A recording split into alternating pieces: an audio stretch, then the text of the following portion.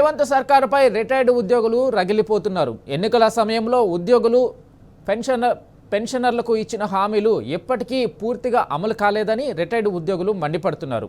Retirement benefits, health కార్డులు, DA బకాయిలు, ఇతర సమస్యల పరిష్కారంపై ప్రభుత్వం అలసత్వం ప్రదర్శిస్తుందని విమర్శిస్తున్నారు.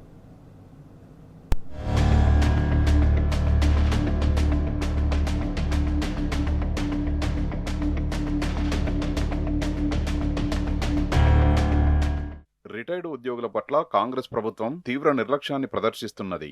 న్యాయబద్ధంగా రావాల్సిన ప్రయోజనాలు, బకాయిలను విడుదల చేయకుండా తీవ్ర మానసిక ఆందోళనకు గురి చేస్తున్నదని రిటైర్డ్ ఉద్యోగులు ఆగ్రహం వ్యక్తం చేస్తున్నారు.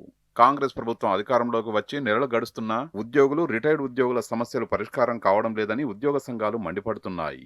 రిటైర్ అయిన ఉద్యోగులకు రావాల్సిన గ్రాట్యుటీ, లీవ్ ఎన్కాష్మెంట్, కమ్యూటేషన్, ఇతర రిటైర్మెంట్ బెనిఫిట్స్ అందడం లేదని ఆవేదన వ్యక్తం చేస్తున్నారు. ఉద్యోగులు, పెన్షనర్లకు హామీ ఇచ్చిన హెల్త్ కార్డుల అమలు పూర్తి స్థాయిలో అమలు కావడం లేదని, ఆసుపత్రుల్లో నగదు రహిత వైద్య సేవలు అందేలా సమర్థవంతమైన వ్యవస్థను వెంటనే ఏర్పాటు చేయాలని డిమాండ్ చేస్తున్నారు.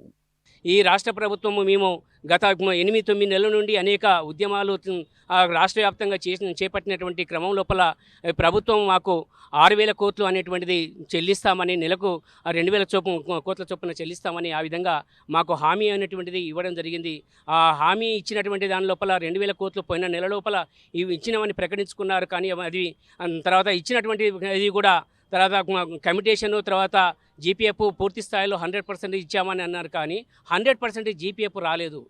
ప్రకటించుకున్న దానికి కట్టుబడి ఉండాలని మేము ఈ విధంగా మిమ్మల్ని ఈ పెన్షనర్స్ పక్షాన డిమాండ్ చేస్తున్నాము. కాంగ్రెస్ ప్రభుత్వం ఇప్పటి వరకు రిటైర్డ్ ఉద్యోగులకు సంబంధించిన బకాయిలను పూర్తి స్థాయిలో విడుదల చేయడం లేదు. దీంతో వారు తీవ్ర మానసిక వేదనకు గురవుతున్నారు. బకాయిల కోసం నిత్యం కార్యాలయాల చుట్టూ తిరుగుతున్నా ఫలితం ఉండడం లేదని ఆందోళన వ్యక్తం చేస్తున్నారు. కనీసం ఈ ప్రభుత్వంలో హెల్త్ కార్డులు కూడా పనిచేయడం లేదంటూ వాపోతున్నారు. ఎన్నికల ముందు ఎన్నో హామీలను ఇచ్చారని, కానీ అధికారంలోకి వచ్చాక ఒక్క హామీని కూడా నెరవేర్చడం లేదని మండిపడుతున్నారు. ఇప్పటికైనా పెండింగ్ లో ఉన్న డిఏ బకాయిలు, ఇతర ఆర్థిక ప్రయోజనాలపై ప్రభుత్వం స్పష్టమైన కార్యాచరణ ప్రకటించాలని డిమాండ్ చేస్తున్నారు.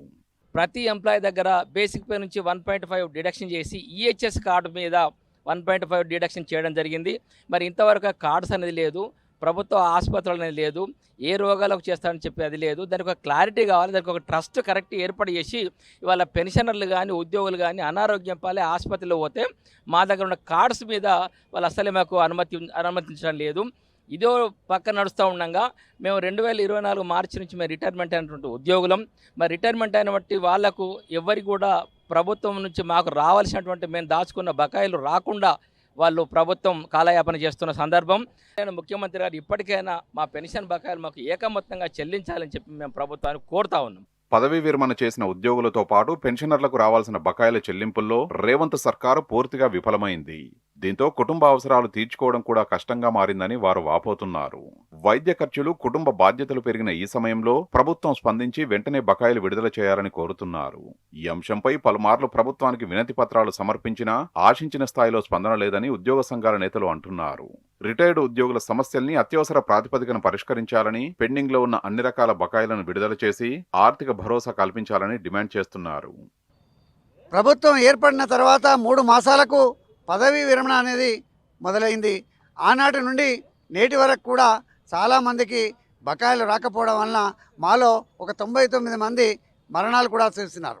100 రోజుల్లో పూర్తిగా బకాయిలు చెల్లిస్తానని మా అందరికీ మాట ఇచ్చారు. గౌరవనీయులైన ముఖ్యమంత్రి గారు మా ఉద్యోగుల పట్ల సానుభూతితో మాకు పూర్తిగా అండగా ఉన్నారని, అందుకు అనుకూలంగా వారు పిఆర్సీ కానీ, డిఎల్ కానీ వెంటనే ఇచ్చే ప్రయత్నం చేయాలని ఆదేశించాలని అధికారులను కోరుతా ఉన్నాను.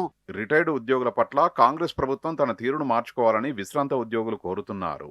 తమ సమస్యల పరిష్కారానికి ప్రభుత్వం త్వరితగతిన నిర్ణయాలు తీసుకోకపోతే రాష్ట్ర వ్యాప్తంగా ఆందోళనల్ని మరింత ఉధృతం చేస్తామని హెచ్చరించారు.